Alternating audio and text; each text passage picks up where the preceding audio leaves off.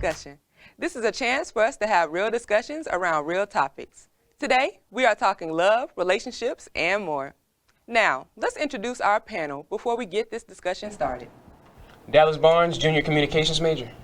Kimora Aiken, Senior Communications major. Briana Holmes, Junior Journalism Communications major. And I'm Sharmari Blanding, a Junior Communications major in Broadcasting. All right, thanks for joining us today. Let me ask this first. What is your definition of a healthy relationship? For me, a healthy relationship doesn't have to necessarily be a romantic relationship. It can be any relationship where I feel like I can trust you unconditionally. I feel like I can be myself around you and I can say mostly whatever I feel like I need to say without being judged too much around that person. I'd say that's what a loving relationship looks like to me. Yeah, I can definitely agree. I would say that if I can feel like I can be myself around you and we're like friends, then like romantic or just like friendship, then like that's a healthy relationship to me. Any type of understanding and like proper communication. Strong communication skills for me. If I could be goofy with you, if I can just show my weird personality to you without being judged or like looked sideways or anything, that is a really healthy relationship for me. That you don't have anything to hide, like we can tell each other everything. That's a healthy relationship to me. Yeah, y'all got some great answers. I agree with everybody in what y'all said just now. Now to the class discussion. We know anything related to the 90s is popular again. So what is a 90s love all about? I feel like a lot of people look at music videos and movies and a lot of pop culture from that time, and they get the sort of the rose-tinted view of a 90s love, because you know you had mess going on in the 90s. So you had the same mess going on. Yeah, the same mess going on in relationships since the beginning of time. But then I think a lot of people look at certain periods of history like, oh, look at the music from this time. This is what it was all about. So I mean, on a different hand, I understand where a lot of people are coming from, because you think about in the 90s, it wasn't about, you didn't have the DMs on social media, you didn't have, dating apps, you didn't have all these distractions, So, a 90s relationship, it looks like a relationship, to answer the question, I say it looks like a relationship where it's not a whole lot of distractions in a relationship. You've kind of more focused on that person, and you have more to lose, I'd say, with that person, because you can't just get on the phone and just, just scroll down and meet somebody. So something where you really locked in, that's what I say it looks like. Yeah, I can definitely agree with that, because like back then they didn't have dating apps, they didn't have like Instagram DMs, like how Dallas said, like you had to go out and actually meet that person. And I feel like a 90s love to us, how maybe some of us view it, is more authentic than like what we're actually experiencing now, which is everything is kind of like a parasocial relationship. Like you just kind of like this person because they're pretty, or like you see what they're posting, and not because like you actually know who they are. You're not taking the time. Like back in the day, like I love a good 90s like love movie. I'm not gonna lie, my favorite movie is Love Jones, like Down Bad. And like I be thinking like, okay, why was this so easy back then versus like now? And honestly, like if you take out all the social media and stuff like that, like you can really get the same type of love that like is in these 90s films and things like that. But also 90s love is kind of toxic. Like if you really think about it, like our parents was going through it, like our parents was going through it. Like I don't know if 90s love is really perfect, but it's kind of cute. Low-key, what happened with the boys showing up to the door and just telling you let me take you out on a date? Because nowadays they just do it all in text messages, really. Yeah. But to me, 90s love is really sweet, really. Because I feel like with 90s love, people love to portray it with that show. What's that show? A Different World with Whitney and Dwayne. And with that relationship, you can see where it was toxic for the most part, but it was real, genuine, and authentic, and it was real. And like what they said, no social media, no nothing. It was just all real love. So yeah. Listen, I personally want to say, I'm sorry, Bree. I personally want to say as well, what happened to the love letters and handwritten letters as well? What happened to that and kissing the page? Like, You don't what? want to end up on your Instagram story. That's what but hey, I wouldn't, me personally, I'm not gonna showcase what my man is doing for me. Every other girl is looking at that like, oh, I want that. So yes, and they would try to ruin that. Unfortunately, it's not a girls world anymore. So it's just, I just want to know what happened to the boom box outside in the rain. Baby, I miss you. Yes. The dudes are no longer out in the rain singing. Like, take me back, please. Yes. What happened to yearning? What happened to literal yearning? What happened to flowers, the boombox, Courting. letters? Courting, Like, boys heavy do on not know that. how to date anymore. Like, they think dating is you gotta be my boyfriend, you gotta be my girlfriend. Like, no, that's not dating. I can't entirely put it on just the men too, because we women, we got to get right too. We got some toxic traits. I can't just blame it on our men. Okay, yeah. We got some toxic traits, and I'm just looking in the mirror. First, I started looking in the mirror because I got some toxic traits myself. And it's just like, I don't know if y'all heard about this. I can't think of the name, but there is an app that a lot of women use. It's on the App Store, and they get on there. It's the something app. You talking about the T app? The T app. The T app? No, because we do. You don't want to end up on They the T do. app. I You won't know say you're on me, the 'cause T app. I never You outside partake. your house with a boombox middle of the night. Well, you should never been posting on the T app. Well, speaking of social media, if you all look across social media, it seems like everyone is in some type of ship, whether it's a relationship, situationship. Well, there's a new ship called almost relationship, where it exists almost entirely in one's imagination. What are your thoughts on these trends? I'd say this happens on both sides, men and women, where I don't know if it's just a thing. I don't know if it's just where we are today, but you'll have people that won't confirm, won't talk about what's going on, and just automatically assume, okay, we done been out to eat a few times, we done been on a few dates. I guess we dating now. It's never really been confirmed. Nobody said, hey, do you want to go out with me? Or hey, were you da-da-da? Or we da-da-da? And I think a lot of people are afraid of having that conversation.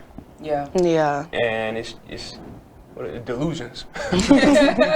No, I could definitely agree with that. Like, I wouldn't say like I try to have like that type of conversation if I like someone and like we're talking in that way, but there's definitely been times where like I've had a crush and like that is my crush, that's my man in my head. So like if I like you and I think that you're cute, then I'm probably gonna like act as if like I have a crush on you, which is like seeing like and tell my friends like this is my man, we gonna be together. He don't know it yet, but we gonna be together. And I feel like that's kind of cute in a way. Like having a crush sometimes like is a type of like motivation of a sort. And maybe that's just me kind of like also thinking like a young type of way, like from when I was in school, like in like middle school, high school. But like I don't know, crushes are kind of essential sometimes. Like life be boring sometimes, and you just need like, okay, they're cute. Okay, I'm gonna show up here because they're there. Okay, let me keep going. You know? I mean, yeah, like don't be scared to like take that big step on like having that big girl, big boy conversation on like where do we go from this? Like, okay, like what are we doing? Like, are we gonna date now? Like, don't be scared to do it really, because when you go through the talking stage, after a while, it's just like, okay, like we've been talking, going out, hanging out. What are we doing? Yeah. And like no.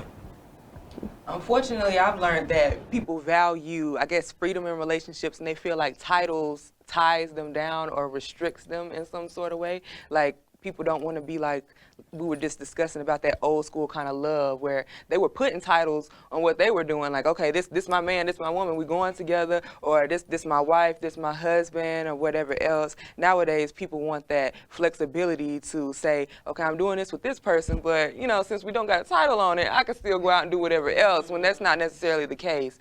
So, with also piggybacking off of that, we know energy matters in relationships, right?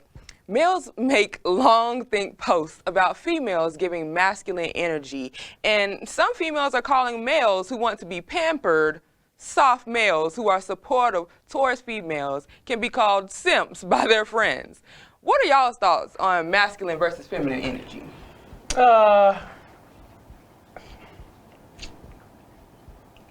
I'd say that, like going back to that old school type of love, there's been recently, there's a stigma around men that want to, I guess, be looked at, good by women, want to do something for their women and all that, want to, dress a little nice and want to, ask how they, just generally ask how their woman had, just how their day was, how they, instead of, and there's this, to counter that, there's this whole toxic sort of culture, like y'all seen like the Future quotes on Instagram and all that. Yes. And that's just, that's just two extremes, just two polars.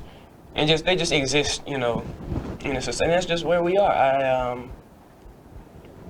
I'll come back. That's just where we are right now. Okay, well, what I gotta say might take a minute. But okay, so like, I feel like a lot of men want to lead, but they don't know how to lead. And I feel like that's how come they probably want to be pampered. They probably feel like they've been leading for too long. And a lot of like people have been raised by single moms nowadays. So those boys that are being raised that way, some of them are being affected in a way where they feel like they need to be pampered and they need to be treated in that way. And that might be a little controversial to say, but like, I was raised by a single dad. So like, I am expected to also be pampered, but I know how to pamper back as well. So like, when I look at like some of the things that like guys be saying on the internet or on Instagram and stuff like that, I just be like, you aren't even offering, like, what are you bringing to the table at the end of the day? You aren't bringing anything to the table. Why would I even try and offer to spend my money on you? I don't care to spend my money on someone, especially if I like them, because that is something that's going to come back to my pocket. Like, I'm not worried about that. I am more worried about the fact that if I'm going to show you or this type of appreciation and affection, are you going to like do the same thing in return for me? Like, and are you going to also be appreciative of it? Because guys will throw whatever in your face to like just to say that they did it. They'll be like, well, I got you this, that, and the third, this, that, and the third. Okay, like, and you got to reciprocate, because there's women that do that too. It's both sides, it's just people. As I said, it's just yeah. But I think that guys are just intimidated by like strong-minded women, and they also try and come in and they're like, I need to humble you, I need to do this, that, and the third, just because we're in strong spaces and because we know our worth. And I feel like that's just even more frustrating to think about. But to quote Joe Scott, if you could tell me what to do, then you could tell me what to do. If you can't tell me what to do, then you can't tell me what to do. Yes. And yeah, I'm not leading no man into the relationship, because I was raised by a single mom and she's taught me how to be independent. So I mean, I want to be pampered too, but if you can tell me what to do, you can tell me what to do. But if not, no. Mm-hmm. Yes. So I want to ask y'all, how do y'all feel about recently there's been a thing where women have started proposing to men? Oh, please. No, we're not doing that. No, that just sounds ghetto. That's so wrong. To the eyes of women when I say this real quick, don't you ever get down on one knee. Exactly. Ever. Stand up. The only time I will be coming up with an uppercut after I get up out there. Please do not get down on one knee and propose to no man. Exactly. Ever. I don't care if he has not. It's been years and there's still no ring on that finger. You better walk out that door. Exactly. Because you will find a man who will propose to you within 6 months, maybe literally. less. Do not sit around and get on no knee and propose to no man. I was raised by parents. They were 80s babies, grew up in the 90s, and still together today in this time right now. And it's just crazy to me. I'm raised on very old school traditional morals and ideologies. And if I even call my parents right now on my phone and let them know, hey, I'm about to propose to this dude, y'all, my father will literally, I live 3 hours away from Orangeburg, he will drive all 3 hours to literally smack me in the face and let me know that I better not ever get down on my knee and propose to me. I'm sorry, that just feels very degrading, especially since a man comes from my womb. I will never know. I will never. I'm sorry, I didn't come from your rib. You came from my womb. And I will never get down on my knee and exactly. Please do not switch the roles. Like, stick it to the men, please. That's so degrading. No, literally. Exactly. Like, at the end of the day, like, we've lost traditionalism, and I can't say that part. But I had to think about what I was about to say. We have lost traditionalism, and I feel like it's because we have we have wanted to be, as women, we've wanted to be in a lot of spaces, and I feel like men have taken that and they've taken it in a way where it's now degrading for us to continue to be in the space. They're like, okay, well, if you want to get the same pay, you want to work the same job as me, well, you can propose to me, you can cook, you can go work, and I can stay at home as a man. As a man, why do you want to stay home? Like, why do you want to be a stay-at-home husband? You supposed, like, literally, men created the standard for everything, and there's no point for them to try and be like, okay, let me circle back. I want to play housewife right now. Why do you want to play housewife and you created this? Stay-at-home dad. Playing a job all day and day Go out. make some money. Go build a house. Yes, They don't know how to build houses. Change a tire. Literally, like. It's just wild to me. With that being said, I'm going to lead into the next question. What y'all think about this? From celebrities to important figures, we have seen the pros and cons of social media in relationships. One study suggests up to 60% of people surveyed have ended their relationships because of social media. If you are in a relationship, would you keep it private and off social media? Or would you, let me repeat that. Sorry, y'all. Would you keep it private and off social media? Or would you share it publicly? Nobody going on my social media till I'm married. Okay. But like really though, I say that, you know, I mean, sort of he's speaking facetiously, but I feel like, you know, social media don't need to see my whole life. You know, I feel like I don't need to live my life on social media. And so it's just, you know, until we're at a point where I feel like we can, you know, do that, it's just like I don't want that, you know, just saying, just out there. Because then, you know, relationships don't always work out. Then you take everything down. Next you at Christmas, somebody asks you, so how about, what's up with, I ain't seen. Yeah. So you gotta go explain that about a couple of different times. So it's just, you know, I feel like certain things, like a social media profile, at the top in the corner of the screen, it say your name. It don't say you and whoever. It can, you know, you can make a couple's account. A lot of people do that, you know. But, you know, I feel like, you know, social media is just kind of, it's a personal thing, you know. Yeah. Everything doesn't need to be everywhere. Everybody doesn't need to see everything.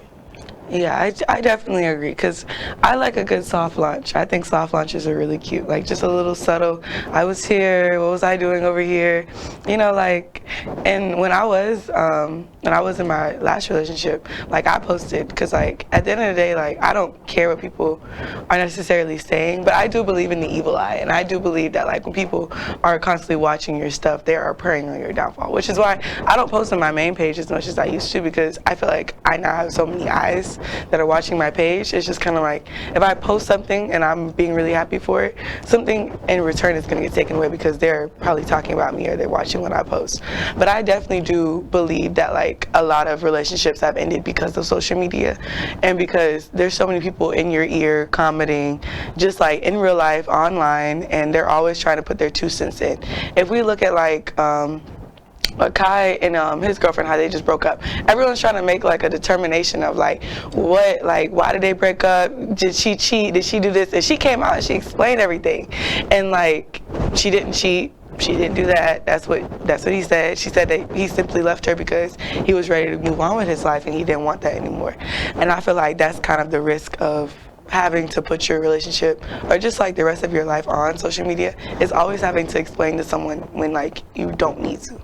Like at the end of the day, people need to mind their business, and social media has created a standard where people feel like they do not need to mind their business anymore, and that my business is their business, and that is just not true. Like you just seen Cardi B and Stephon Diggs. Yes. Whatever really happened, you know, you had the whole sort of, everybody has an idea because it was chronicled on a timeline. Everybody's taking pictures, everybody's posting pictures. Both of them were posting stuff. Yeah. What, 30 years ago, you wouldn't have heard of that. Personally, to me, social media isn't my life, really. I don't need to post every other thing. I hardly post on my main, nor my spam. So who I meet in my life is for me and me only. Like, I like to keep my private life, and I don't want to have to deal with family members or friends or whoever to question me like, who's this? Who's this? Because I feel though social media really does ruin a lot of relationships because they would like to like tag team people. Say, oh well, who's that you with? Oh, well you think she better than like just making like side comments and like just try to like ruin it. And like I don't like that really. Like I don't like confrontation. Like and next thing you know, you got the ex-girlfriend coming after you or like banging on your door trying to fight you and whatnot. I don't want to deal with all that. Like the last thing I want to do is end up with a broken tooth, like or missing tooth, black eye, all that. No. I will call the authorities. I know. I'm with you. I will too. Like, I don't play that. They'd be like, you scared because you called the police. No. You're trespassing on my property and I'm trying to save you. Exactly. So, but me personally, I don't care to broadcast my life either. Even though, which is ironically, I'm a artist or content creator, as they like to say. I don't want to broadcast everything because next thing you know, I'm showing, I go to English class at this time, then I go broadcasting class at this time. Somebody could be like, Sharmari at South Carolina State University, like, yeah, let me go over there, like, and try to meet her, and it, like, people As are you're going in between one place and I'm going in another between classes. Let me, get her real quick, give me a napkin, put it over her face, like, like y'all, this world is crazy, and I just want to stay safe and protect myself. And then what I also see is that social media is just so many facades, like how somebody is posting on social media, they don't live like that in real life. Like exactly. Show. This is a show to them. It's very performative. Very performative. It's a lot of performative. So like, and especially it's just so in so many communities, but I mainly I'm in the spiritual community, and there's so many facades there, so many masks within that community, especially on social media now. And with that being said, that's going to lead into our next question right now. Let's get into the AI of it all. Unfortunately, let's talk about AI. A Forbes study says 40% of Gen Z and millennials surveyed having AI as a boyfriend or girlfriend while in a relationship is cheating. First of all, would you have an AI boyfriend or girlfriend? And secondly, do you consider it a form of cheating? This generation cooked. Very much fried. Oh gosh. Yes. That's a little creepy. made me wonder. I couldn't even. That's a little weird. I couldn't really imagine that. In the times that I have used AI, I kind of use AI more to like organize than to really create, because I remember the first time I used it, I was like, man, there's gotta be somebody on the other end of this. Somebody gotta be, but it's just so fast and it's so fluent, I guess, and it's I don't know what this means for relationships. I don't know what relationships are gonna be in 10 years. I don't know what we're gonna be talking about in 10 years as regards to this with how fast it's moving. But would I consider it cheating? It's kind of hard because it's not a real person. But if your partner is using that, I guess maybe it's doing something you ain't doing. I mean, maybe the AI got something you ain't got. I don't know. I can see that. But so I feel like you find your partner using AI, that's something y'all really got to sit down and talk to. What are you thinking about? Like, we'll see it there. Yes, there has to be some sort of communication going on. For real though. Sit on somebody's couch. I'm trying to think, because like they like talking to the AI like in that way, like they like flirting with AI, because like that just sounds like you are very lonely, and like maybe you don't need to be, maybe you need to seek therapy. Because like at that point, why are you speaking to a literal robot? Because at some point I thought it was somebody else like on the other side of the screen too. So like I can agree with Dallas on that. Like I thought that I was texting someone and they're just like responding back really fast, and already had like they're kind of pre-making the messages for this type of question, and then they're saying the answer like that, if that makes sense. And like I ask, don't judge me, I ask my AI for advice sometimes, and like it helps me like organize everything. So like I can understand how some people kind of may see that as like a red flag, because like you're not freely thinking of yourself in a relationship like wise. But at the end of the day, like I wouldn't consider it cheating, because like you can't physically like speak to that person. I still would consider it like lonely. Like that's a loneliness, and something is literally wrong in the relationship, especially if they're confiding in something that is robotic, something that you can literally not touch. Yeah, like it's kind of weird to me trying to form a relationship with a robot. Yeah. You can't physically touch, see. the person, like, well, not even a person, the robot, for one. So I don't think it's really a form of cheating if you're not gonna like ever see the person, really. But yeah, seek therapy for real if you like trying to like form some type of relationship or just like do anything in regards of like being in a relationship, I guess. Like, yeah. Can I add one more thing? Okay, so like y'all know, I don't know if y'all know, but y'all know what Discord is? Yes. Okay, and y'all know what amino chats were? I don't know, like that's real niche. Yeah, like you could like do like what's it called? Like you could do like storytelling, like role play. Yes, Like you could like write your story and stuff. That is technically like they have chatbots on Amino and on Discord, and people used to like flirt with them. Like this was like, I don't know, I want to say like middle school, like going into like my high school. This is like 2016, not 2026, my bad. In 2016, this was like a really popular, like they were really popular apps. Also, if you game, like you're on Discord. So like you meet people that are like all the way across like the earth. So like technically, I can see how it might be a form of cheating because you can still flirt and like you kind of have that intent. And like if I found someone on Amino or on Discord, I'd probably be mad because like why are you flirting with someone that's 5,000 miles across the world? Like I just want to summarize all of that as in like, yes, seek therapy, seek help, and go out and build human connections after you seek therapy, please. And also, please stop using AI to generate boyfriends and girlfriends and whatever else that you need because we are in a water bankruptcy right now. They have officially declared that, and if you want water in a couple years, I suggest that you go out and get real human contact and not no robot that we need gallons, thousands of gallons of water to cool down with. But with that being said, we all know relationships are not always fun and cute. We have seen in the headlines time and time again, or we have known of someone who has been in a toxic relationship.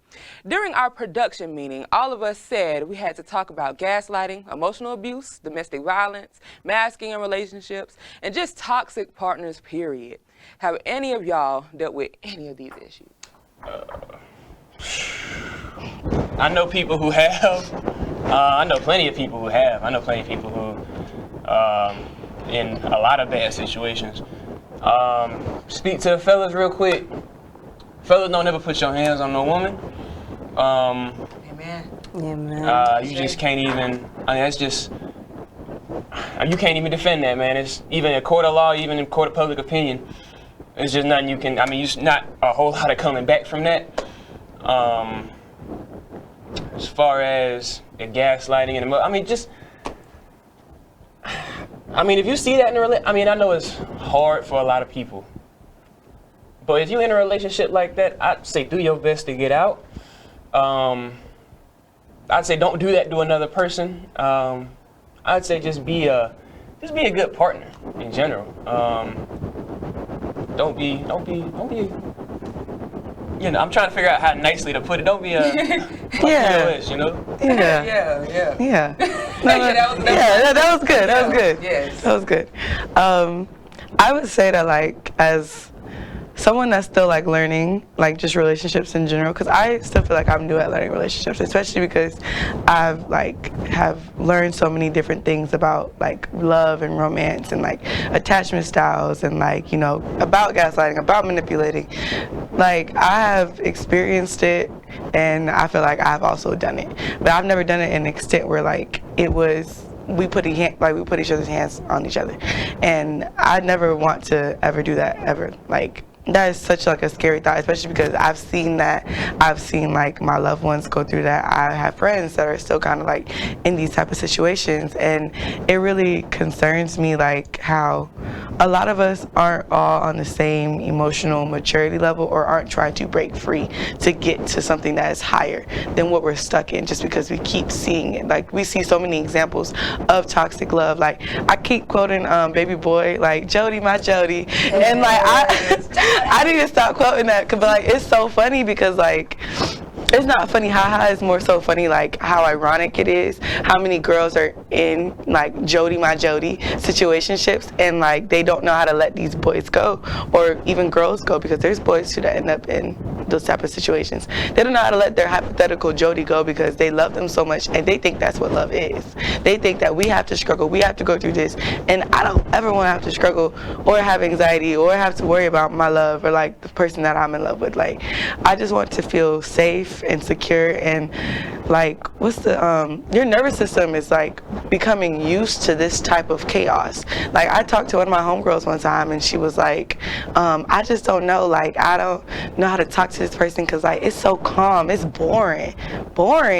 Like, I had to get out of that as I've gotten older now too. Like, it's not boring, this is safe. You want to feel safe. Like, this is the thing that you keep chasing, and not this chaotic on again, off again, him yelling in my face, him tearing me up, this, that, and the third. Like, your nervous system is going to be so used to that when you get pregnant by that person, your baby's going to be used to that, and your baby going to have that. Your baby going to want that same chaos. You're going to be like, why is my child going through this?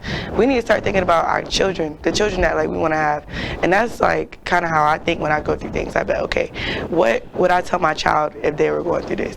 Like, I can't sit here and just like let my future kid watch that, you know? Yes. I don't stand for domestic abuse in relationships, really. Please try your best to get out of it. And I know it is really a tough situation, especially with women in domestic abuse relationships, to get out. It is really tough because the men will try to manipulate you, threaten to kill your family, to kill you, or if you have a child involved, like, it's really, really tough. So I would say try your best. And I've known people that have been in abusive relationships before, and it's not pretty. It's really not cute. Yeah. But, you know, I would say try your best to get out of it. It's not a good look for it. Somebody who really loves you, they won't treat you bad like that. Mm-hmm. Yes. A black guy is not love. Mm-hmm. Like, hitting on you multiple times isn't love. Yes. I just want to put emphasis on this special part right here because I'm a victim of this as well. But really, emotional abuse, people sleep on that, and mental abuse, people sleep on that heavily. Like domestic violence, yes, that's a terrible thing to go through. But at a young age, I'm talking 11, 12, 13, I started dating, unfortunately, and I went through a lot of mental and emotional abuse. And people don't talk about how much that really damages you in the long run. When you mess up someone's mind, you really messing them up. Sometimes you can heal, depending on the injuries of the physical body, you can heal from that, depending. But the mind, it takes years and years. It takes just a very long time to mend your mind and put it back together, i.e., going through, we could take slavery, for example, and the generational trauma it left on our people still today. So that's just the parallel that I'm trying to make to it. Like emotional and mental abuse overall is one of the is a tough thing to go through and also heal from. It's very tough to get your mind back right the way it was before or after all of that. So that also goes into our next topic here. Relationship experts often talk about having a healthy relationship with yourself first before trying to be with someone else. And I would like to know, what's your definition of self-love and finding yourself? When you can look at yourself in the mirror in the morning, every morning, and be like, yeah, okay, that's me. If you can go out the house and walk around without worrying about what the next person thinking of you, or he looking at me funny, or he, if you just can walk out, if you put on the clothes you want to put on, if you're not trying to front for somebody, if you walk around, if you try to, if you treat other people the way you want to be treated, you don't go out of your way to, pick on somebody, you don't go out of your way to, point fingers at somebody, somebody who's just very comfortable with yourself. Mm-hmm. And that's how that's a sign, that's a symptom of, okay, he really does love himself. You take care of yourself. You're not trying to drag anybody down, make anybody miserable. You're trying to uplift everybody. That's how you love yourself, and that's just how you raise up others too. Yeah. Mm-hmm. I would say that I think that I'm still figuring that out, and I can be very transparent about that. Like, I love myself, I love the things that I do, but I think that there's still like times where sometimes I wonder, like, am I doing enough? Should I be doing more? And I feel like that's something that I wish I had learned when I was in my previous relationship, like how to have loved myself more, because I feel like if I was like I thought that I did until like I was in the relationship, and I was just like, wait a minute, like why am I tripping about this? Why am I insecure about this? And I literally had no reason to be. Like when I look back on it, and this was like almost a year ago now, since then, like I look back from a year ago and I'm like, oh my gosh, like who was I? Like what was I doing? What was I thinking? Like do I even know like who I am? And I think that now I would say that self-love is just being patient with yourself and learning like who is the new person, because like we're constantly changing into new people every single day, and I'm still learning like who this new version of myself is. And I really like who she is. I think that she's really cool, and I feel like I've been able to be more authentically myself in everything that I've been presenting in, versus like who I was then when I felt like it was just more performative. I feel like with finding yourself, I definitely feel like you should try out new things that does make you happy, because I've been seeing on Instagram where girls will go on solo dates by themselves, like pick out flowers, you know, just do anything by themselves really, instead of like waiting on anybody really. So I feel that, you know, with finding yourself, you know, you can really truly learn as who you are as a person, learning your character, you know, finding out what you like, what you don't like, you know, just finding yourself more, and you know, just, you know, yeah, look in that mirror every morning and say like, you know what, you are that girl. You know, you are beautiful. You are pretty. Like, yeah, you are beautiful. Yeah. I really absolutely love this topic because for me personally, I've been out of a relationship for 5 or 6 years now, and I haven't been in anything serious since. Because as I mentioned from the last question, I started dating at a very early young age. I was a baby, 11 or 12 years old. So, and then got out of my relationships before I started my senior year of high school, and now my present day being a junior in college.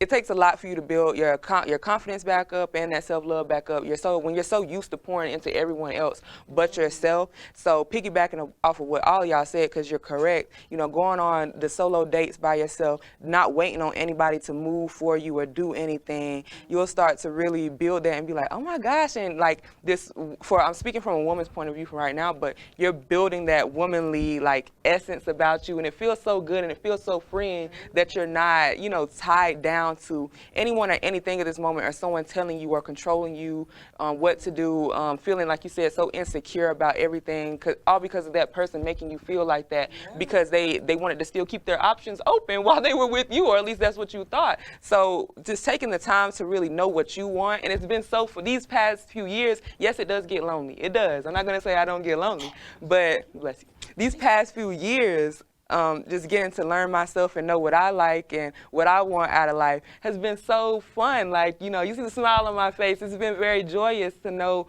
and learn who Sharmari is and what she's becoming and what she's getting out of this life. So. And I do want to speak. Yeah. How you were saying. And I want to speak for the fellas too. To the fellas a little bit.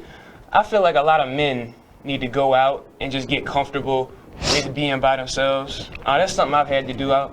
You know, I live outside of Charlotte, so I go down to the city by myself. I go, you know, do some things by myself, spend a couple hours, you know, alone, just out in public. And I feel like a lot more guys need to do that, because a lot of guys don't realize this, but they become codependent. Yes. And I've seen this, and they become codependent on their group of friends, or they become codependent on their woman, or they become codependent on whoever. And a lot of fellas just need to learn how to just carry themselves, you know, when they're alone. And then when you know how to carry yourself when you're alone, you can carry yourself even better when you're around other people. Exactly. Mm-hmm. And then, you know, and then people start looking at you like, oh, look at this guy. Exactly. So, you know, a lot more, you need to just go on solo trips, solo dates, maybe go out to the next little town or something. You know, do something that you might not ordinarily do, just to really, you know, discover who you are. Like, oh, I didn't realize I would like this. And I tried it. I didn't realize I like this type of food until I went to this restaurant. And then you can tell people about that, and that just makes you a more interesting person. It does. Like I was gonna say that it really makes you stand out, and it shows when you're comfortable with being alone. It shows like this confidence will radiate from you. Like people, when you walk into a room, people will know like, okay, like he or she is firm in themselves. Like I know that I can't budge them and make them to be something that they're not or whatever else. Like they are sure of who they are, and that's what I love. I became sure of who I was by being alone, and I'm not promoting isolation in any kind of way, because we do need companionship and everything else. But sometimes too much of anything is bad. I'm just say that. Too much of anything isn't good. So just have that healthy balance of alone time, figuring out who you are, what you want, and then have that other side of the spectrum where you're going out, you're meeting people, and you're talking, and you're networking, and everything else. So, with that being said, everybody, I have 2 words: Black love. What are your thoughts on Black love? Black love has always been, especially in the media, it's been portrayed as being very passionate.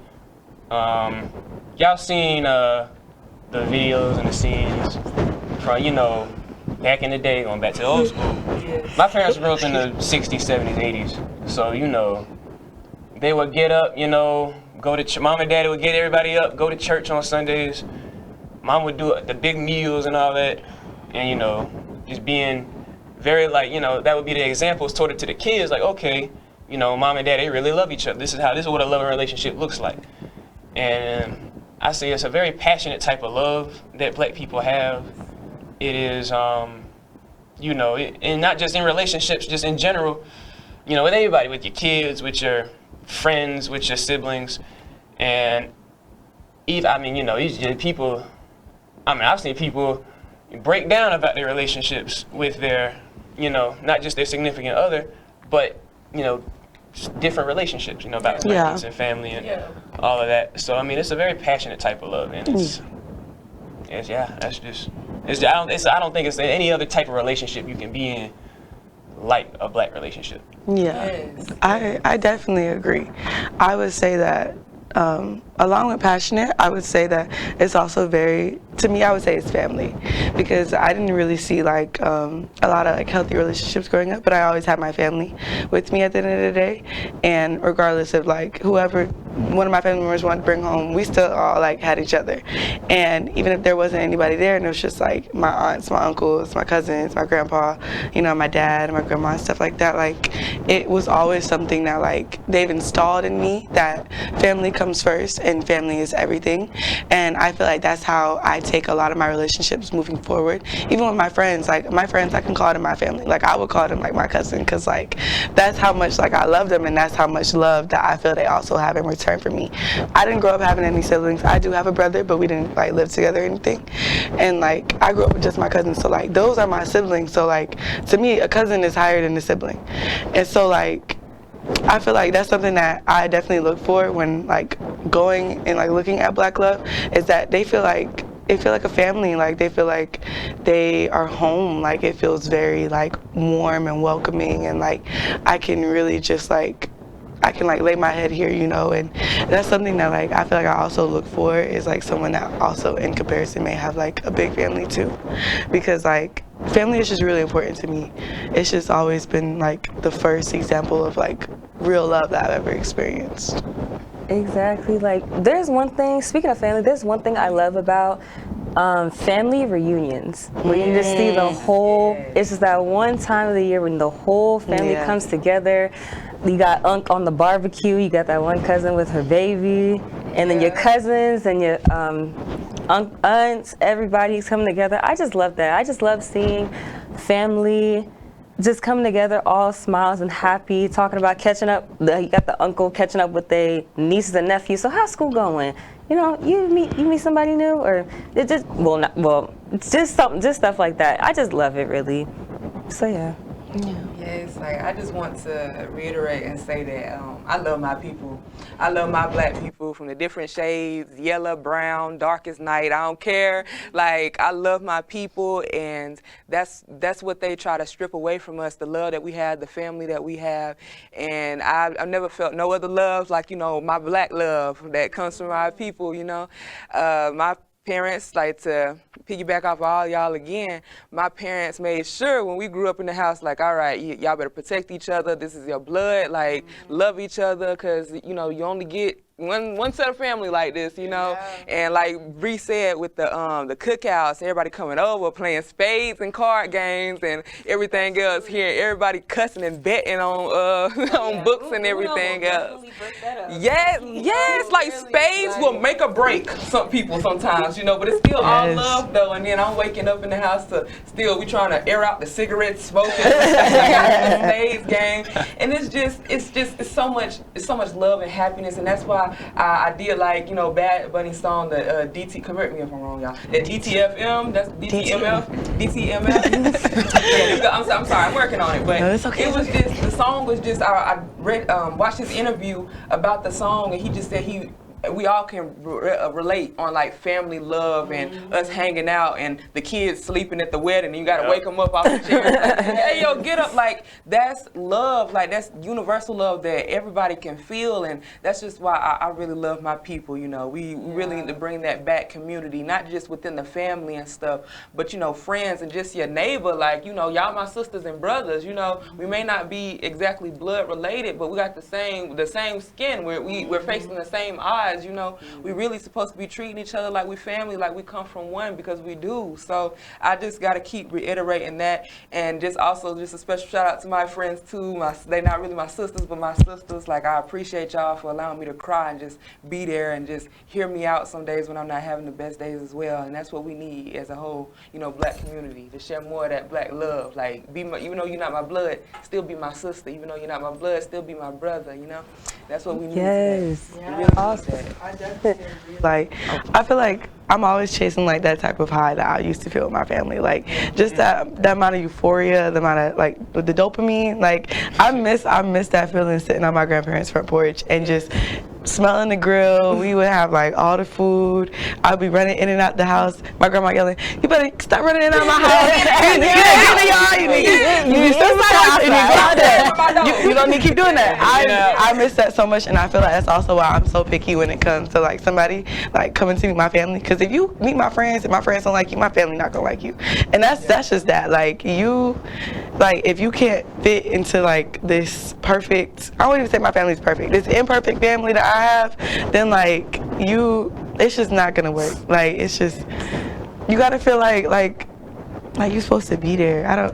It just makes sense. I don't know, like my intuition knows what that feels like. Yes, that's true. You see how we all can relate to that right now? That's love. That's black love. Yeah. That's black love, and I really wish my sisters and brothers just wake up to that. Like, we are not divided, we fall, but together we rise. You know, so it's just please, like, just love on your sister, love on your brother. You see your brother starving, give him something to eat. You see your sister hurting, like, give her a hug and let her know she good and pick her up. So we really need that in today's world. We don't have an MLK or a Malcolm X in this generation, and it's so sad to see my sisters and brothers fighting with one another. We already got our oppressor killing us in the streets. Why we killing each other too? It just don't make no sense. So yeah, you know, just remember to love that black skin, because they want us to hate it so bad. Love that black skin, you know. Amen. But y'all, I promise y'all, this is the last thing, okay? Okay. Let's do a rapid response segment, okay? Now, starting off, friends first or lovers first? Friends. Okay, yeah, I agree too, friends. All right, now next one. Love is? Blind. Patient. Walking together.